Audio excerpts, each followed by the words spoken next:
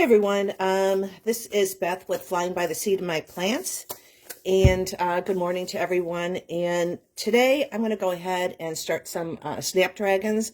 I did start some other ones yesterday evening, but I want to go ahead and bring you along on what I'm doing. So here is a regular, I just bought this at like a drug mart. It's, I think it's a cake tray. And I went ahead and poked a bunch of holes in the bottom. And then it does have the dome top. And I'm going to put it in a regular tray to hold the water.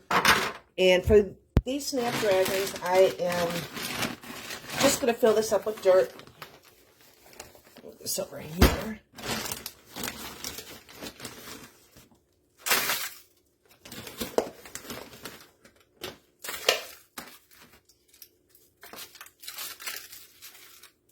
And there was some that I started yesterday, and I got ahead of myself. And this is my first year for growing Snapdragons. And they are in regular cells. And some actually I ended up covering with soil, and you're not supposed to do that. From what I understand, the Snapdragons, you need to put it right on top of the soil because the seed germination requires light. So it is really important to read the seed packet or instructions on how to plant certain seeds. And I am enlarging my butterfly garden. So I do want to have some Snapdragons in there and a variety of different flowers. So this year I thought I'm going to do Snapdragons in there. And typically, I would buy that from a nursery. So this year, start them from seed. So I also have a bag of vermiculite. And so I am going to add that on top. Because another requirement of these seeds is keeping them moist and not to bury them. So I got soil underneath, so I figure, you know, once they start germinating, they'll have soil that they can dig their roots into. But to keep them moist, I'm going to put the seeds right on top of the vermiculite. And I am going to take this over to my sink real quick and pre-moisten the seeds, or the soil.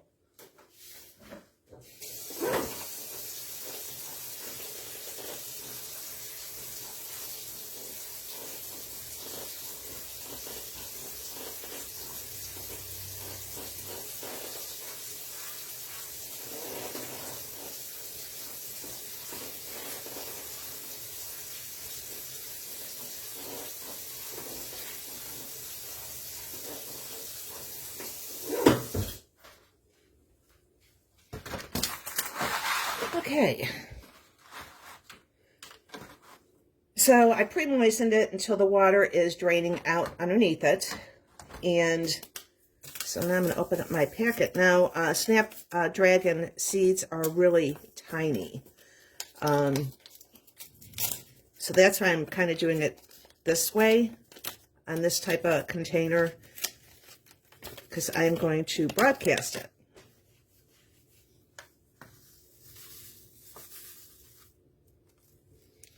So here are those seeds, and they are just super tiny. And this is one seed packet, and doesn't really say how many are in there, but I'm guessing there's well over 300 seeds in there. And these are a dwarf mixed Magic Carpet Snapdragon, so these would go in the front of, the height goes up to about 10 inches, so I gotta make sure I keep that in mind. Okay, so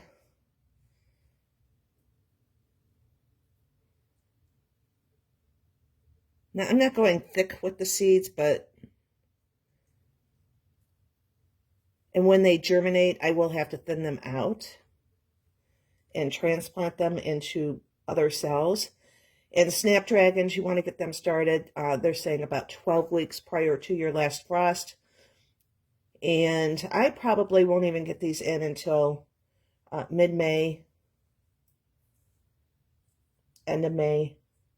And right now we are on March 1st. And another requirement for the Snapdragons is keeping it moist.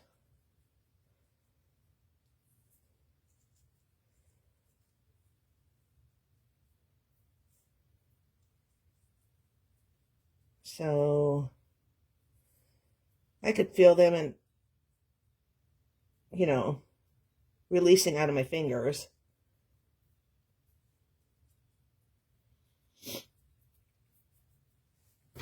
Okay, so I'm just going to do the one tray just to see how that goes. And I did start some other cells of different ones. I don't have a dome on them. So I also have my spray bottle here. So I'm going to go ahead and spray down these seeds. It's very important to keep them moist.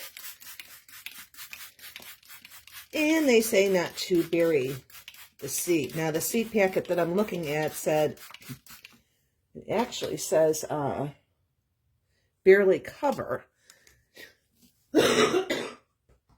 Excuse me. But then I'm also seeing you don't cover them at all.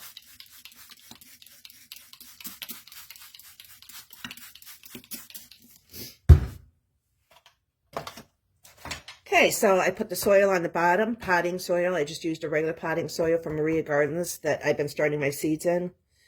And then I topped it with vermiculite, and that's to hold the moisture. And I had holes in this pan that I put on the bottom. So I added that. And it also likes a warmer temperature, but I don't have any heat mats. So I'm going to put this in the back under my fluorescent grow lights because that does give off a little bit of heat. And we'll just keep an eye on it. And I'll take you along with that as they germinate, hopefully. But from what I understand, you can prune the top after it gets a couple sets of leaves. And this helps it to promote more branching off to get more flowers. So I'll be doing that with some of them in here. So just wanted to share that with you. And one other thing I want to share with you, I bought that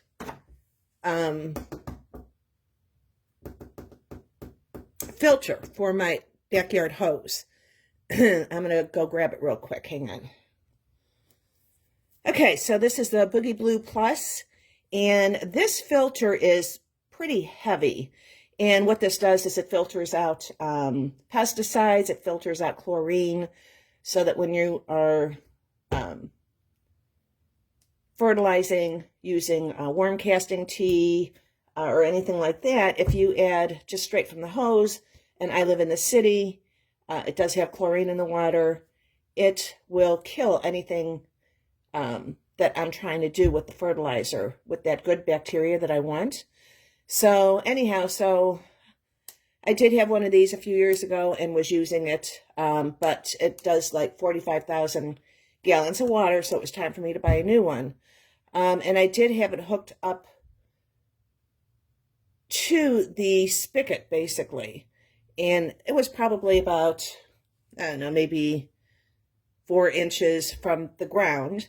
And then I hooked my hose up to it, and I noticed it was leaking and stuff, so I wanted to fix that. Well, anyhow, I went out there, and it fell off of what I had it hooked up to, and it cracked, pretty much making this useless. So I did write the company. It was my mistake, but I just want to let you guys know, since it's so heavy, in the past, I've always put it on the end of my hose, so I would be holding that while I'm watering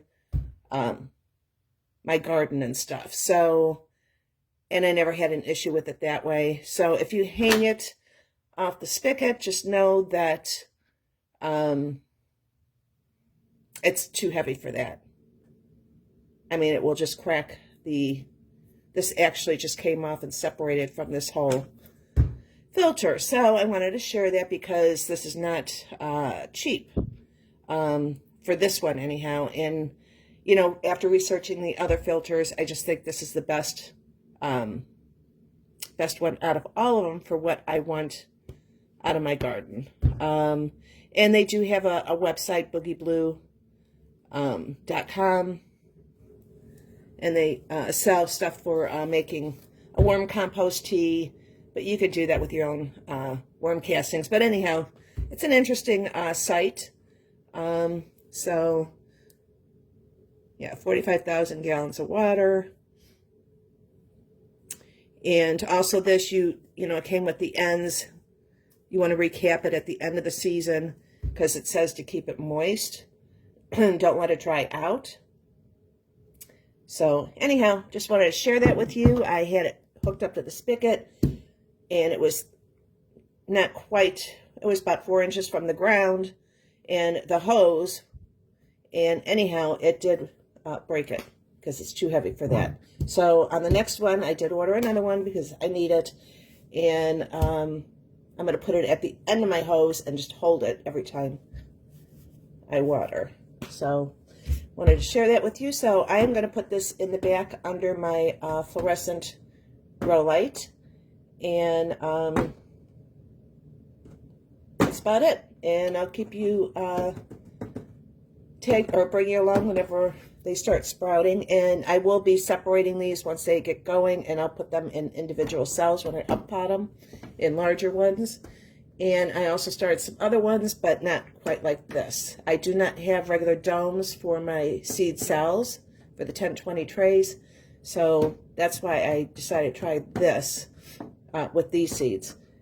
And we'll see what happens. So anyhow, have a wonderful day, and I will talk to y'all later. All right, bye.